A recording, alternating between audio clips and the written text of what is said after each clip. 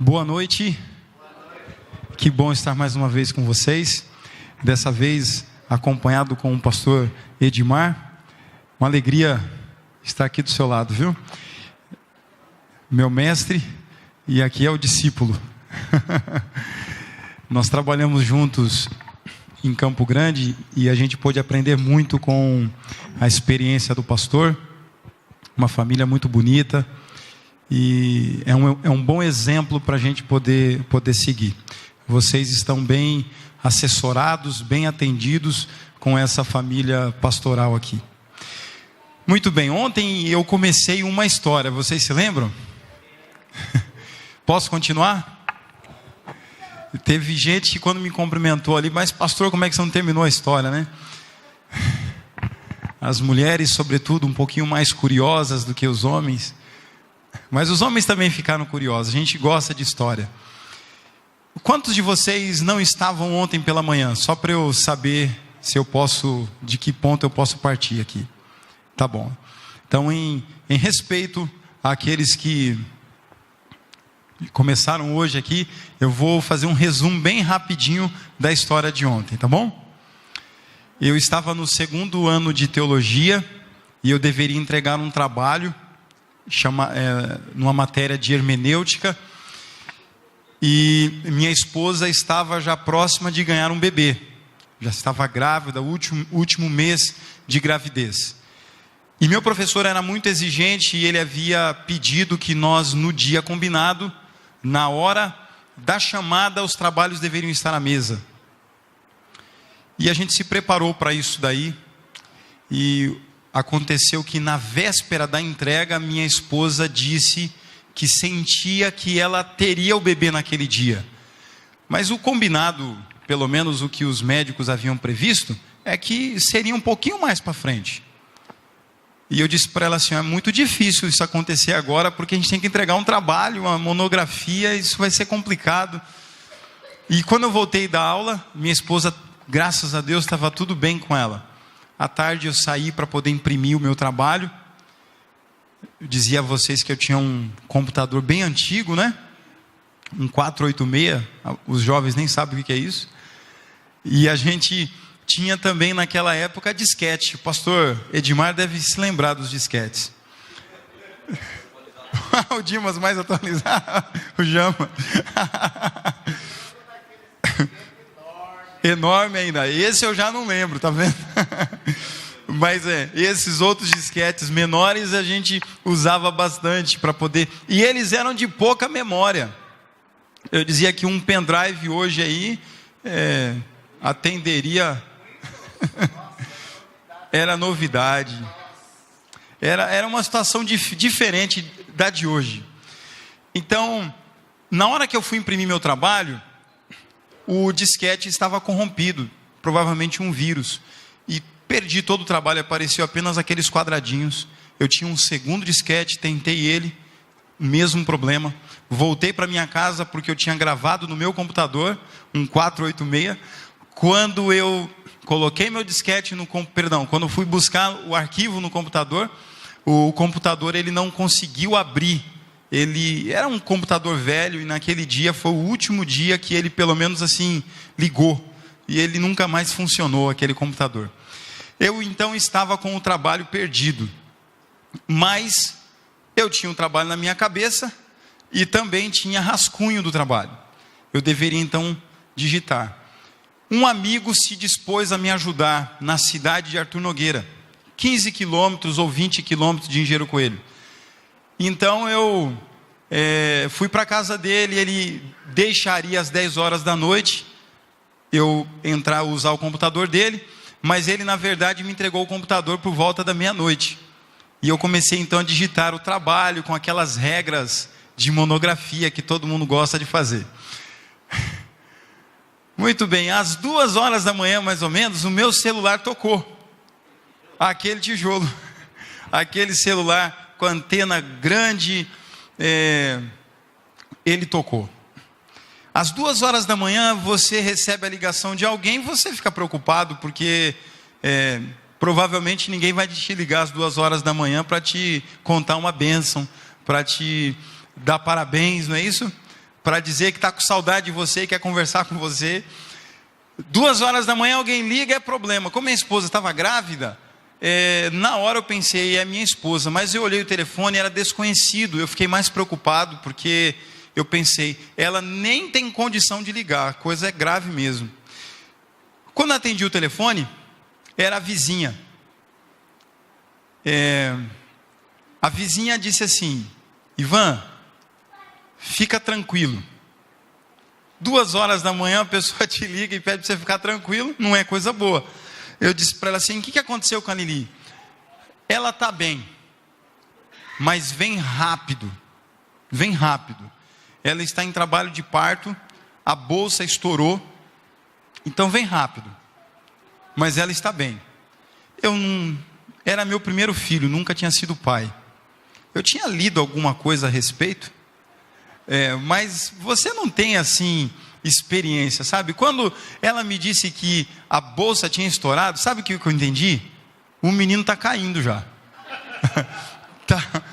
Já está nascendo, já está assim, já está saindo. A bolsa estourou, já está saindo, eu tenho que correr. Então, aí é onde entra o meu carro. Eu tinha um carro, um Passat, um super carro, 1980. A maior parte dos equipamentos dele não funcionava. E uma das coisas que não funcionava era o painel. E no painel tem algumas coisas importantes, vocês sabem disso, né? Uma delas, por exemplo, é o marcador do combustível. No meu não funcionava. Mas eu tinha uma experiência muito profunda com esse carro. Eu sabia mais ou menos quanto que tinha de combustível no carro. Eu não sei, quem já andou com algum carro assim na vida, pode se lembrar. Eu pensava assim, eu coloquei um tanto de combustível, vai dar para eu chegar até tal lugar, voltar e tal. Eu fazia essas contas. Então eu sabia que o combustível ele não era suficiente até o hospital. O hospital era em Limeira. Eu teria que chegar em Gero Coelho, de Gero Coelho ir para Limeira. Eu sabia que não era suficiente. Então, quando eu passei em frente ao posto de gasolina, e naquela ocasião tinha apenas 2 postos de gasolina em Arthur Nogueira. Eu acho que até hoje, né? Um na entrada, outro na saída da cidade. Eu passei por ele e ele estava aberto. E eu ouvi uma voz assim: abasteça. Mas eu ouvi uma outra voz: a bolsa estourou. O nenê está caindo, está saindo. E eu fiquei numa tensão: eu vou parar, abastecer, o que eu vou fazer, meu Deus? Decidi não abastecer. Sim, até a minha casa eu chego. E fui embora com o meu carro, cheguei em casa, conforme imaginava, subi rapidamente para minha casa, minha vizinha já estava cuidando da minha esposa, a bolsa já estava preparada com as roupinhas do nenê, a roupinha da minha esposa, e eu peguei tudo, a bolsa, desci, coloquei ela dentro do carro e falei para ela assim: meu bem, espera só um pouquinho que eu só vou ver uma coisinha com um amigo. Sabe que as mulheres elas desconfiam da gente, né? Às vezes elas sabem, a gente está fazendo alguma coisa e elas estão pensando se tem alguma coisa aí nessa situação aí. E eu fui, bati a porta de um amigo. Ele hoje é pastor, talvez até aqui nessa associação, o pastor Marivaldo. E, não, né? Mas é aqui em São Paulo. E o Marivaldo, eu falei para ele assim: amigo, é o seguinte, a minha esposa está em trabalho de parto, ela vai ganhar o bebê. Acordei ele de madrugada. E ele falou assim: uau, que legal, Ivan, parabéns. Que bênção. Eu falei assim: tá bênção mesmo, só que é o seguinte, meu carro está com pouco combustível, eu acho que não chega até Limeira. E eu preciso de ajuda, você pode me emprestar um pouquinho de combustível? Era final de semestre, mais ou menos esse mês assim de novembro. E aí ele falou para mim assim: Ivan, ele tinha um Monza, ele estava mais adiantado que eu. Ele falou para mim assim: Ivan, é o seguinte, meu carro está estacionado há 2 semanas em frente de casa sem combustível. Eu também estou sem. Aí, primeira lição da noite: ser pobre não é problema. O problema é quando você mora do lado de um cara pobre também, entendeu? Isso aí foi complicado. Aí eu disse para ele assim: Marivado, e agora, amigo? Ele falou assim: cara, E, infelizmente eu não posso te ajudar. Bom, eu pensei, meus amigos estão na mesma situação. Eu vou acordar todo mundo aqui do prédio, não vai resolver meu problema. Voltei, entrei no carro. Quando eu liguei o carro, a Lili falou para mim assim: tem algum problema, o que que é? Eu disse para ela assim: fica tranquila, tá tudo certo. Tá tudo certo, você está comigo, vai dar tudo certo. Vamos embora. Quem conhece o NASP ali? Eu saí ali dos predinhos, carinhosamente era chamado de Pombal. Eu saí, quando termina a saída para a BR que vai sentido Limeira, ou Mogi Mirim, Mogi das Cruzes, Mogi Mirim, em vez de virar para a esquerda, que seria para Limeira, direção do hospital, eu virei para a direita, porque eu sabia que tinha um posto de gasolina ali perto.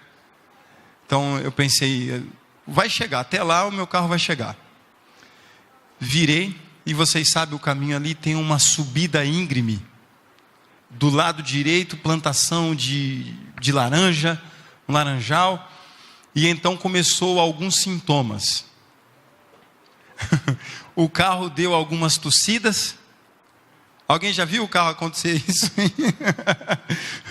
Eu não vou pedir para você se manifestar, para você não se comprometer, não é? Mas assim, o carro tossiu de novo, foi perdendo a velocidade, e eu falei assim: acabou a gasolina. Coloquei o carro no acostamento, tentei mais um monte de vezes. É uma coisa interessante, você sabe que não tem combustível, mas você fica tentando dar partida no carro. E eu tentei dar algumas partidas no carro, e nada. Eram mais de 2 horas da manhã, talvez já próximo das 3 horas da manhã. Eu tinha um celular na mão. E eu pensei, eu vou ligar para pedir socorro, ajuda para algum amigo vir prontamente me atender. E quando eu peguei no celular, não tinha sinal. Pensei, vou para fora do carro e eu vou pedir ajuda para os carros que passam aqui. E naquele horário passavam caminhões carregados de laranja. Então eu estendi a mão, fazia esse movimento e parece que os caminhões pegavam mais velocidade e não paravam para me ajudar. Depois que passou tudo, eu fiquei pensando, eu acho que eles não paravam porque eles ficavam com medo. Primeiro que o meu celular parecia um revólver, né? Um celular, um celular desse tamanho. De madrugada, um carro com alerta e no acostamento, eu fazendo um movimento, o cara ia embora, me deixou para trás. Eu voltei para o carro e minha esposa falou assim: meu bem, o que nós vamos fazer? Ela já estava em trabalho de parto, ela sentia as contrações, de tempo em tempo. A gente marcava no relógio, de 10 em 10 minutos, de 7 em 7 minutos. Então, eu não tinha muita experiência, mas eu sabia que aquilo ali, de fato, o neném ia nascer. E, de fato, eu não saberia fazer o parto. Eu não estava preparado para isso. E eu fiquei na dúvida do que fazer. Eu vou fazer o parto, ou eu vou buscar combustível para o carro, ou eu vou pedir ajuda. Voltar para o NASP a pé, estava muito longe. E eu imaginei que o posto estava mais perto. Então, como nunca antes na história da minha vida, eu saí correndo. Mas pensa num menino que correu. Eu corri. Só que era uma subida, logo eu cansei. Eu me cansei, mas continuei, corria, parava. E eu imaginava que no final daquela subida, que era íngreme, o poço de gasolina já estaria ali. Eu veria as luzes e tal. Quando eu terminei a subida, olhei, não tinha nada. Eu pensei, tiraram o poço de gasolina daqui, não é possível. Para mim o poço já estava ali, mas a verdade é que estava mais adiante ainda. Era uma noite linda, o céu assim estrelado, e a Lili falava para mim assim: eu tenho certeza que no dia que esse neném nascer, você não vai estar em casa. Por quê? E eu não era nem pastor ainda, mas como um comportor, estudante, sempre viajando, sempre rodando as cidades. E eu dizia para ela assim: não, eu estarei junto com você. eu vou fazer foto, eu vou filmar o nascimento, vai dar tudo certo, não é assim não. E estava dando tudo errado. E ela ficou sozinha lá no carro e eu ficava na preocupação, será que o bebê já está nascendo? Então, eu fiz uma das orações da minha vida mais rápida e de clamor. Eu olhei para o céu, com os olhos abertos, eu orei a Deus e disse assim, Senhor, o Senhor sabe a importância do que está acontecendo aqui. Por favor, venha me ajudar. Eu não sei o que fazer. Antes de que eu dissesse as últimas palavras, eu ouvi uma sirene. Lá longe. E aí quando eu vi a sirene, eu pensei assim, é Deus que respondeu. Deus respondeu. Eu voltei e comecei a correr em direção àquela sirene. Corria. Eu e meu galão de combustível, mas vazio, não tinha nada no galão. Eu voltei correndo. Quando eu cheguei, já havia um homem próximo do meu carro, um carro assim, que parecia um guincho, e ele com medo, porque ele não sabia o que tinha dentro do carro, ele dizia assim, tem alguém? Minha esposa respondia, sim, eu estou aqui, eu sou a Liliane. E ele, o que você está fazendo aí? É porque eu estou em trabalho de parto. E aí ela gritava, e ele dizia assim, mas como é que você está em trabalho de parto aí? É porque acabou o combustível, meu esposo foi buscar, olha, ele está lá longe, ele está vindo. Ele está vindo.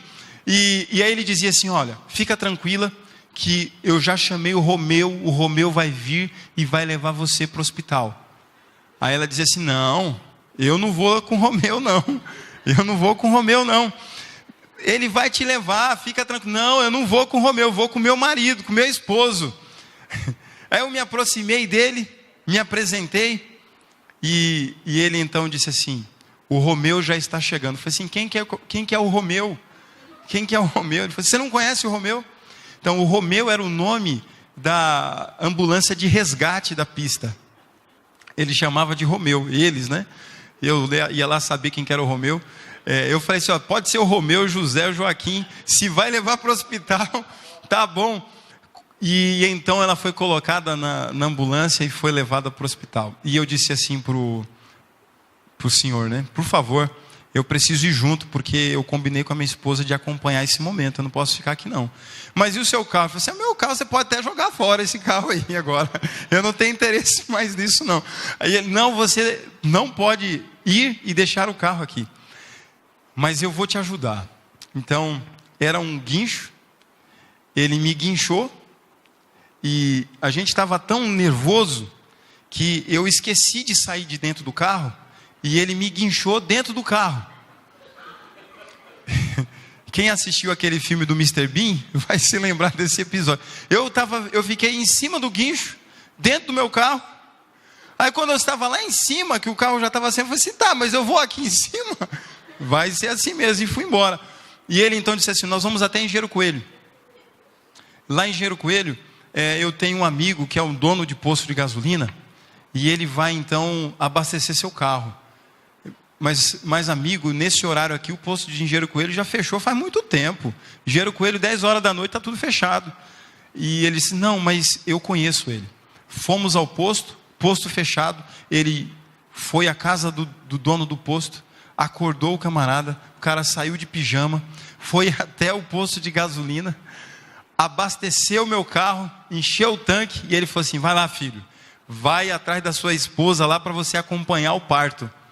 E eu queria dizer para vocês que quando eu cheguei lá no hospital, na Santa Casa, em Limeira, minha esposa estava entrando para a sala que antecede ali a sala de cirurgia, porque ela acabou precisando fazer a cesárea. E a gente pôde acompanhar. Só que teve um detalhe. Eu disse ao médico assim, eu quero acompanhar, eu quero estar junto. E ele disse para mim assim, a sala da cirurgia é muito pequena. E tem que entrar eu, o anestesista, tem que ter mais um enfermeiro, tem que ter mais outro. E se você entrar, um de nós tem que sair, porque é muito pequeno. Eu falei, então é melhor vocês mesmo, eu fico para fora, não tem problema. Não pude acompanhar a cirurgia. Mas no dia 21 de novembro de 2002, o Gustavo nasceu 100% saudável e feliz. E eu agradeço a Deus porque Ele respondeu uma oração de um jovem aflito, que não tinha a expectativa do que iria acontecer. 1 ano e meio depois, eu já não estava com um Passat. Graças a Deus eu tinha conseguido melhorar de situação. E eu tinha um outro carro um pouco melhor. Mas eu estava passando na mesma estrada. E tinha combustível. E meu carro estava também... eu tinha feito revisão. O carro estava direitinho. Ele não tinha razão de parar. Mas o carro parou. Só que dessa vez eu estava melhor preparado. Eu sabia que havia atendimento na rodovia. O Romeu. Eu liguei para o Romeu. E o Romeu veio me atender. E quando ele se aproximou de mim, foi interessante. Ele disse assim: o senhor é o Ivan Nascimento? Sim, sou eu mesmo. A senhora é a Liliane Nascimento? Sim. Eu quero saber o nome desse rapaz, porque esse eu não conheço. E amanhã eu vou contar para você o restante dessa parte. Tá bom? Nem só de história viverá o homem, né? Amanhã eu vou contar para você o restante dessa parte, que também é bastante interessante. Mas eu quero lhe convidar a gente fazer uma reflexão sobre uma parte da história de um personagem da Bíblia do Antigo Testamento. Abra a sua Bíblia em Daniel, capítulo 10. Daniel, capítulo 10.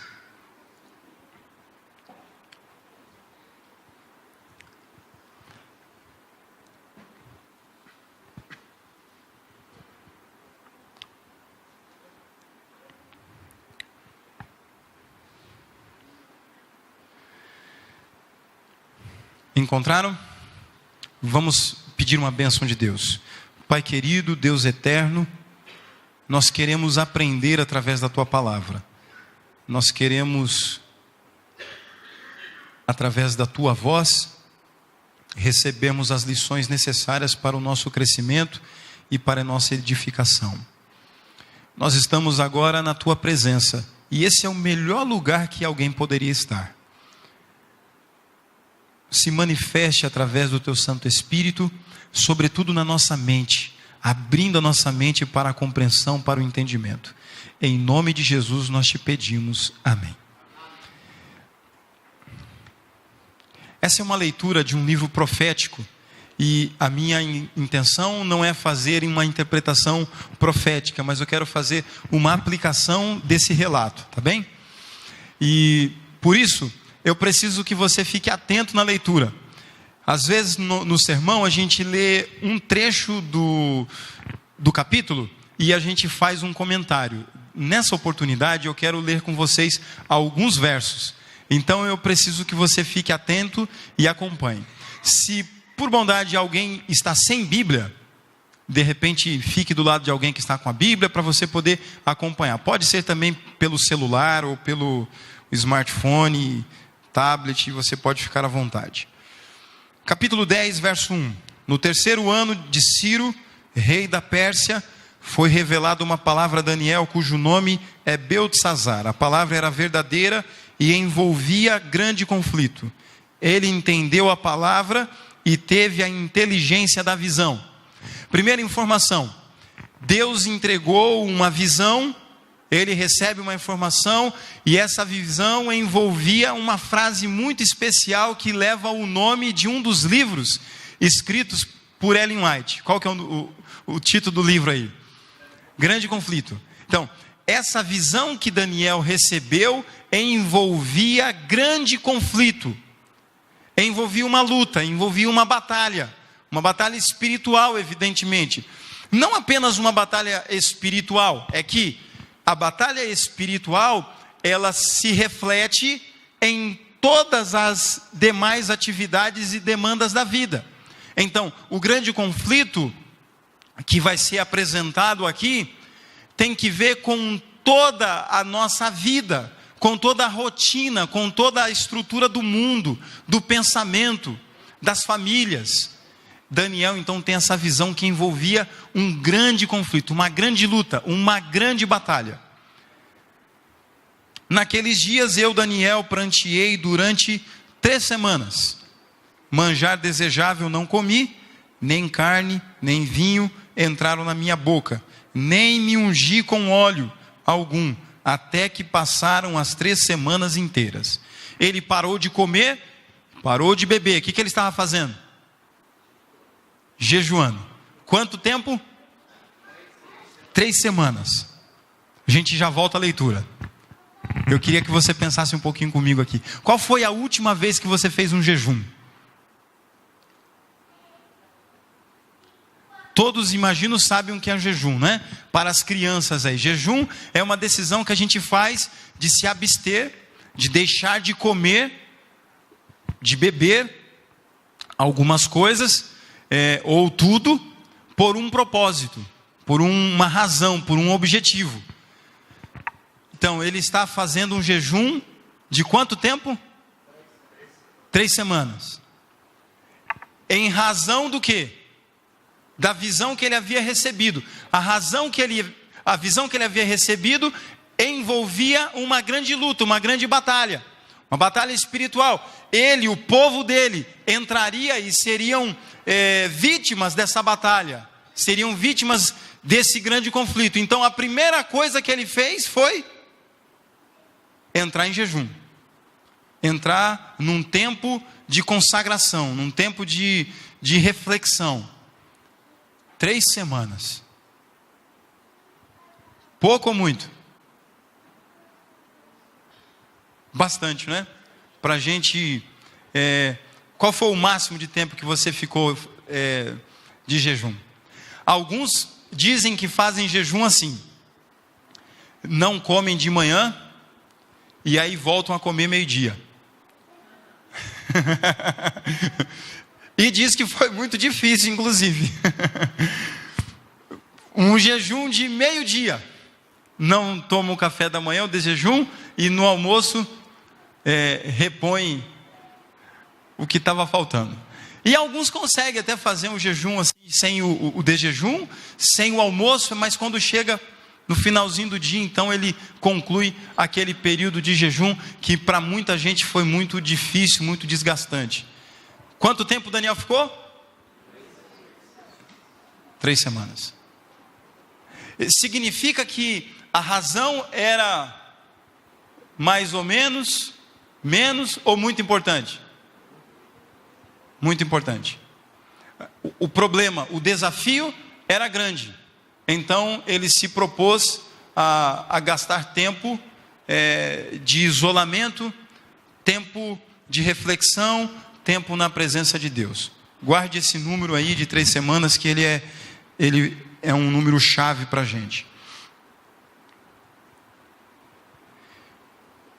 Verso 4: no dia 24 do primeiro mês, estando eu à borda do grande rio Tigre, levantei os olhos e olhei, e eis um homem vestido de linho. E a partir de agora que eu estou lendo, eu queria que você se lembrasse de uma leitura que provavelmente você já fez em Apocalipse capítulo 1. Tá bem? Levantei os olhos e olhei, e eis um homem vestido de linho, cujos ombros estavam cingidos de ouro puro de Ufaz. O seu corpo era como berilo, o seu rosto como um relâmpago, os seus olhos como tochas de fogo, os seus braços e os seus pés brilhavam como bronze polido, e a voz das suas palavras era como o estrondo de muita gente. Pergunto, quem é essa pessoa que Daniel está vendo? Jesus. E para aqueles que querem tirar as dúvidas, dê uma olhadinha em casa no capítulo 1 de Apocalipse. E você vai ver que Daniel está vendo o mesmo personagem. Jesus. Jesus vem todas as vezes que um filho decide encontrá-lo. Essa é uma aplicação básica do que a gente está vendo aqui.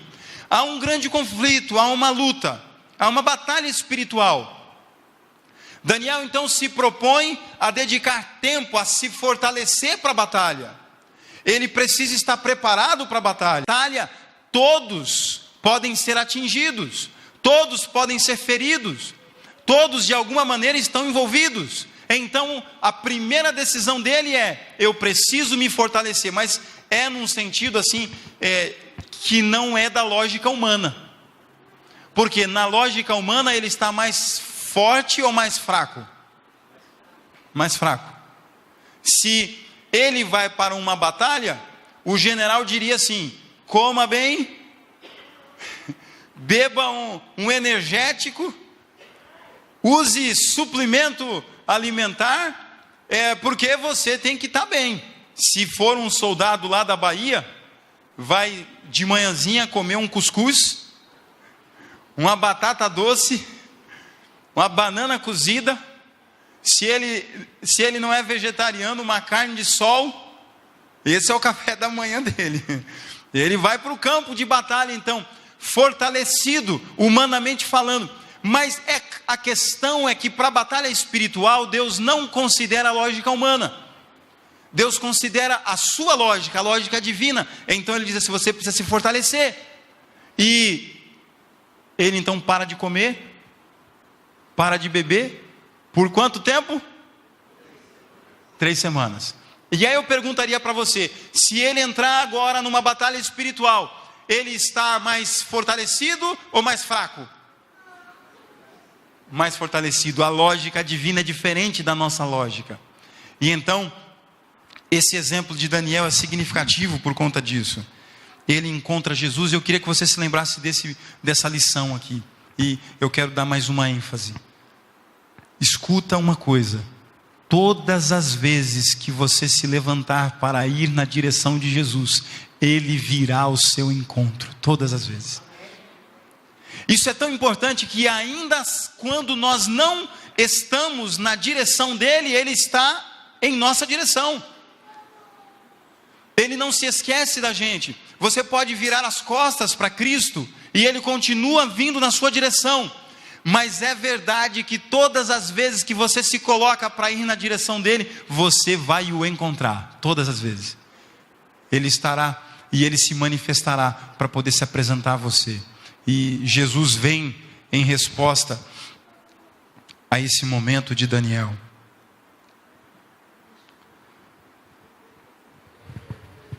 Eu quero ir agora para o verso 7. Só a primeira frase: só eu, Daniel, tive aquela visão. Os homens que estavam comigo nada viram. Eu quero fazer mais uma aplicação. É lógico que a gente está lidando com um profeta, e eu não recebo visões, você também não recebe, porque acredito que não tem nenhum profeta aqui. Entendemos isso aqui, mas eu acho que cabe uma aplicação nesse trecho dessa história. Algumas vezes o grande conflito que nós estamos enfrentando, só você entende a visão. É ou não é? Algumas lutas que nós estamos passando, estamos enfrentando, ninguém entende a luta e a dor que nós estamos passando, que nós estamos enfrentando. Eu vou citar algumas experiências que eu tenho acompanhado esses últimos meses. Um pastor amigo, aqui de São Paulo, o filhinho saiu com um carro, atropelou a própria mãe. Quem pode entender a dor desse pai? E quem pode entender a dor desse filho? Quem pode entender o grande conflito que esse garoto está enfrentando? A gente pode pensar numa porção de coisas, do que não deveria ter feito, o que podia ter feito, etc. O fato é que essa família agora está passando por um grande conflito, por uma grande luta. E nós, por mais próximos que possamos estar, não conseguimos entender a dor e o sofrimento dessas pessoas. Eu posso estar falando nessa noite para alguém que está passando por uma luta difícil, cruel. Você está se sentindo sozinho, solitário. Parece que só você está remando. Ninguém entendeu a sua visão. As pessoas que estão com você não entenderam, seu esposo não entendeu, sua esposa não entendeu, seus filhos não entenderam, quem sabe até mesmo a igreja não entendeu o problema que você está passando hoje, a luta que você está passando hoje. O que eu quero dizer para você nessa noite é que Jesus vem e Ele entende você. Ele entende a sua luta, Ele entende a sua dor, Ele entende o seu conflito, Ele entende a sua angústia. Verso 10: eis que certa mão me tocou, sacudiu-me e me pôs sobre os meus joelhos e as palmas das minhas mãos. Ele me disse: Daniel, homem muito amado, está atento às palavras que te vou dizer. Levanta-te sobre os pés, porque eis que te sou enviado. Ao falar ele comigo essa palavra, eu me pus em pé, tremendo. Quem colocou Daniel em pé? É maravilhoso isso. Algumas das nossas dores e lutas vai nos levar a se prostrar, vai nos levar ao chão, vai nos levar ao choro, à lágrima, à frustração, a tremendas dores, e muitas delas podem nos levar a uma profunda depressão, e a gente fica sem chão, simplesmente sem chão, com informações que o mundo vai nos apresentando e que a vida vai nos colocando. Hoje é dia do Senhor levantar você, colocar você em pé novamente. Ele vai dizer para você assim: ó, eu vim porque eu amo você. É o que ele falou para Daniel. Você é muito amado. Você não está sofrendo porque não é amado. Você está sofrendo, mas eu continuo te amando. Você não vai sofrer sozinho. Vamos, a minha mão está aqui, segura na minha mão, você vai se levantar agora, eu vou falar com você em pé. Se alguém nessa noite aqui está por alguma razão prostrado, deitado, se sentindo caído no chão, porque não tem como se levantar, não tem nem forças para se levantar, Deus pode enviar um anjo para vir falar com você e te levantar.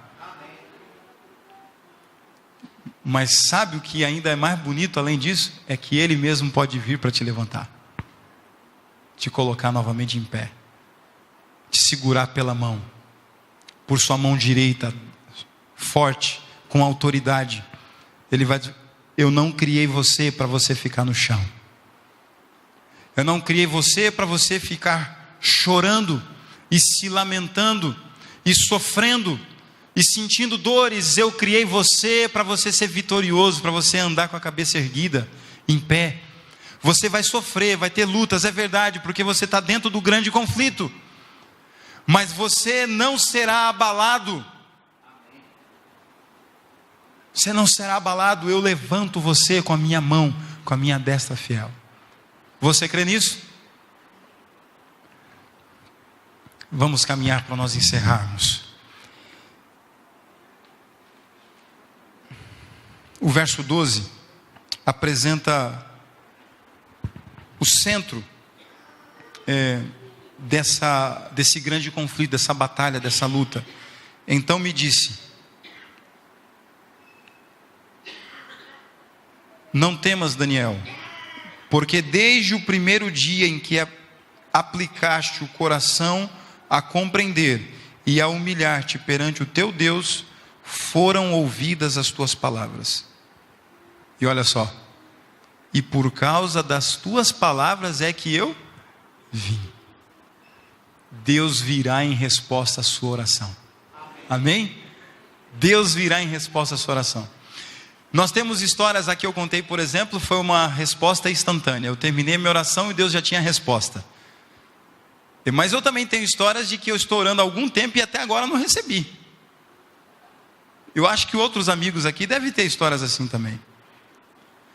E nós temos outras histórias de momentos que nós oramos e oramos 10 anos, 20 anos, não é? Há algumas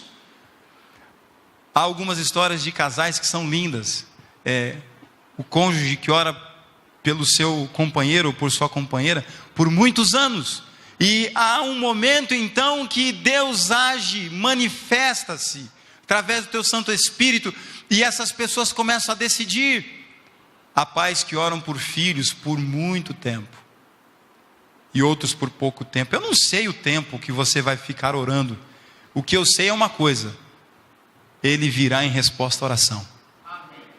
Ele virá em resposta à oração. Isso é que você precisa ter certeza. Isso é que você precisa ter segurança. Uma palavra de promessa aqui para os pais e especialmente para as mães que oram pela conversão dos filhos. Tem alguma mãe aqui que ora pela conversão dos filhos? A última atividade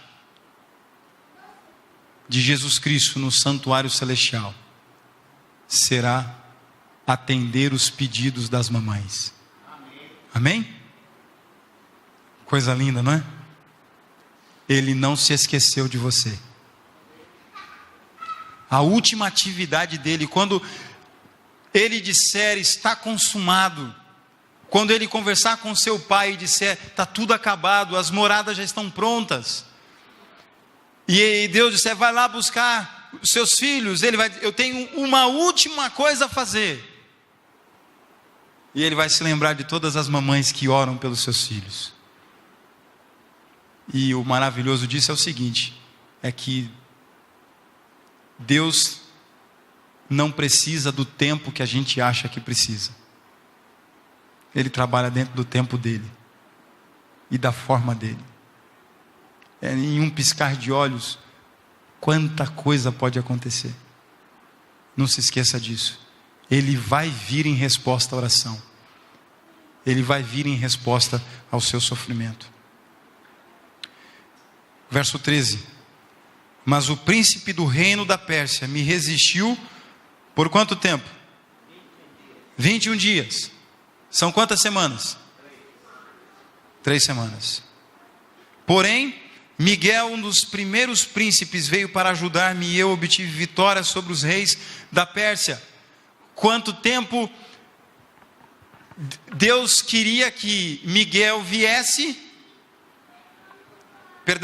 Deus queria que um anjo viesse, mas o anjo estava em uma luta e o diabo fez que ele resistisse 21 dias, 3 semanas.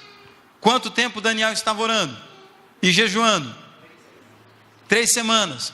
Sabe, o problema do grande conflito é que nós lutamos contra alguém que a gente não vê. Esse é um problema. O segundo problema é que a estratégia do inimigo muitas vezes é desconhecida a nós.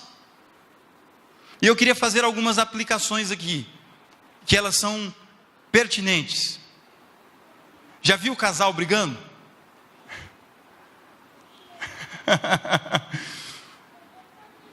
Você sabe qual que se eu poderia dar um conselho a um casal, eu diria esse daqui: aprenda uma coisa: sua esposa ou seu marido não é seu inimigo. Você nunca pode se levantar para lutar contra a sua esposa ou contra o seu marido, porque diz a palavra de Deus que a nossa luta não é contra sangue e nem carne. A nossa luta é contra quem? Principados e potestades. A luta não é física, a luta não é humana, a luta é espiritual. Então, algumas vezes nós permitimos, por nos afastarmos de Deus, permitimos que o inimigo use estratégias para atrapalhar a vida do casal.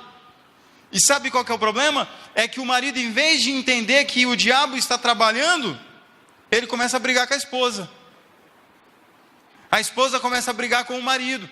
Os pais começam a entrar em conflito com os filhos com os pais, achando que o problema é humano. E o problema não é humano, o problema é espiritual. Porque as coisas espirituais se discernem espiritualmente. Só que quando a gente está aqui embaixo, nas regiões terrenas, a gente não consegue ver espiritualmente. A gente simplesmente vê um filho rebelde. A gente simplesmente vê um esposo egoísta, uma esposa orgulhosa. A gente apenas vê os problemas, mas quando você se levanta e vai para as regiões celestiais, você vê o agir do inimigo de Deus. Então você passa a amar mais ainda seu filho.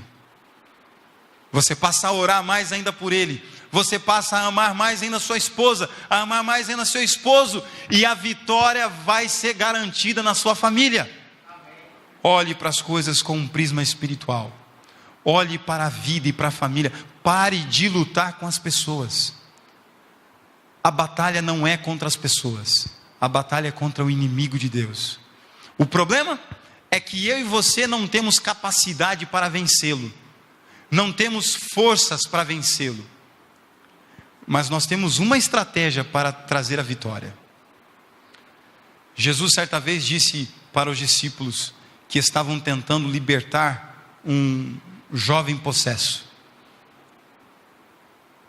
Jesus disse assim: essa casta só sai com jejum e oração. Você quer a receita da vitória para o grande conflito? Jejum e oração.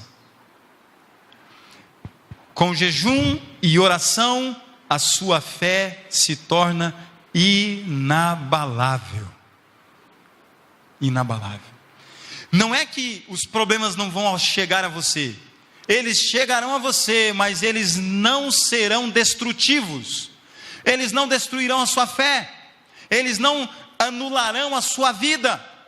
Você conseguirá ver Cristo acalmando a tempestade da sua vida. Sabe? Daniel entendeu isso.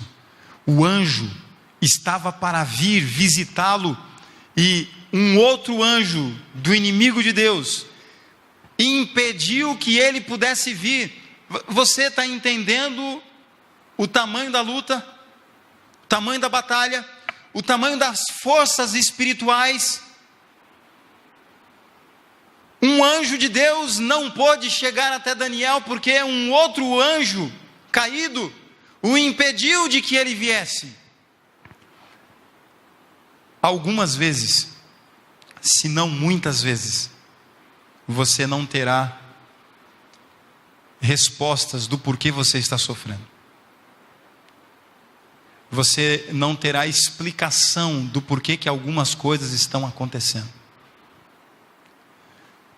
Não poucas vezes você estará chorando, lutando e fazendo a seguinte pergunta para Deus: por quê? Por quê? Nós fizemos tudo direitinho. Tudo que estava em nossas mãos para fazer, nós fizemos, mas Senhor, por quê? E tudo parece ficar em silêncio, sem respostas. Sabe o que está algumas vezes acontecendo? Você está no palco do grande conflito. Quem sabe você recebe uma faixa dizendo assim: bem-vindo, isso é grande conflito. Aqui todos são afligidos, aqui todos são afetados, aqui mesmo fazendo as coisas corretas, coisas ruins acontecem a você. Isso é grande conflito. Agora tem uma promessa: estarei convosco todos os dias, até a consumação dos séculos. Tem uma promessa: eu enviarei meu filho, que se chama Emanuel. O que significa Emanuel? Você não vai passar o grande conflito sozinho, você vai passar com Deus, porque Ele vai estar com você. É Ele que luta e é Ele que vence nossas batalhas. Enquanto o anjo não podia vir, acontece algo extraordinário. E eu quero ler esse pedaço na Bíblia, porque há poder na palavra de Deus. 13. Mas o príncipe do reino da Pérsia me resistiu por 21 dias. Porém, Miguel, um dos primeiros príncipes, veio para ajudar-me, e eu obtive vitória sobre os reis da Pérsia. Quem veio para ajudar ajudar o anjo? Jesus. Quem é Miguel? Jesus. Alguém aqui sabe o que significa Miguel? Quem é como Deus? é uma interrogação. Quem é como Deus? Um anjo com um outro anjo, um anjo caído com um outro anjo de Deus, perfeito, estão lutando e estão empatando na luta. Mas se levanta aquele que tem no seu nome, quem é como Deus? Quem é maior do que ele? Você viu ontem na leitura, ele foi colocado acima de todas as coisas, ele tem autoridade sobre todas as coisas, ele está à direita de Deus, ele é o Criador desse mundo, é o nosso Cristo, príncipe da paz, aquele que luta as nossas batalhas, ele se levanta. E aí eu pergunto para você, quem pode lutar contra Cristo? Se Deus é por nós, quem será contra nós? É nesse sentido que essas promessas da Bíblia começam a fazer sentido. Tudo posso? Quem é aquele que te fortalece? Jesus. Entrega o teu caminho ao Senhor, confia nele. Confiar em quem? Em Jesus. Porque quando ele se levanta, o inimigo já está derrotado. O inimigo não luta contra Cristo, porque Cristo já o derrotou na cruz do Calvário.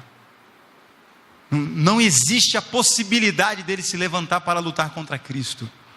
Ele é vencido, ele é derrotado. Cristo é a nossa força, Cristo é tudo para nós, e a gente precisa se agarrar nessas promessas. Miguel se levanta com a bandeira ensanguentada de Cristo Jesus. Quem é como Deus?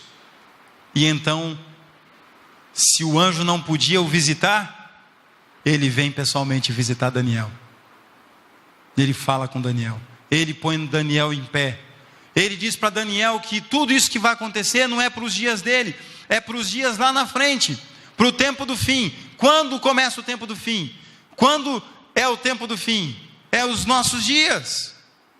Então, se nesses dias aqui, Daniel jejuou 3 semanas, quando não havia iniciado o tempo do fim, eu perguntaria para você, se Daniel vivesse em nossos dias, quanto tempo será que ele ia jejuar? E ia orar? Porque nesses dias aqui, não era para o tempo dele, e ele entendendo a dificuldade que seria, ele gastou tempo com Deus. Se ele vivesse em nossos dias, eu penso que Daniel teria pouco tempo para o WhatsApp. Você não acha? Ele teria pouco tempo para o Facebook. Ele teria pouco tempo para assistir séries. Eu acredito que Daniel não seria um assinante da Netflix. Eu acho. Eu posso estar fazendo um julgamento. Pode ser que Daniel encontraria alguns bons filmes no Netflix, né? Eu acho que ele não perderia tempo com algumas coisas que a gente perde. Eu acho que ele se preocuparia um pouco mais em fortalecer a sua vida espiritual, porque a batalha era para os dias dele. Você não pode andar nesse mundo como se nada tivesse acontecendo. Você não pode andar aqui achando que as coisas estão acontecendo por acaso. Nós estamos inseridos num contexto do grande conflito. Pessoas importantes podem cair em pecado. Pessoas simples também podem cair. Pessoas ricas, pessoas pobres. Todos os casamentos podem estar em risco se você não for um homem de Deus ou se você não for uma mulher de Deus. Todos os pais terão desafios para educar seus filhos, todos. Porque o mundo hoje está infectado com o pecado. E eu diria para você, se você vai lutar, você precisa se fortalecer. Se você vai entrar na batalha, você precisa se fortalecer. Jesus vem hoje fortalecer a mim e a você. Ele envia Miguel para levantar a gente e dizer assim: eu quero que você passe mais tempo comigo na sala de audiência nas regiões celestiais. É ali que você se fortalece. Eu quero que você se alimente de mim, que sou o pão.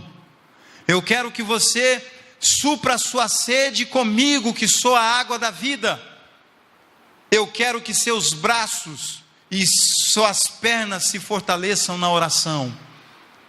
eu quero fazer um convite para você. E vou convidar meu amigo aqui para cantar a última música. Deus se preocupa com você. Cristo tem uma atenção especial para você.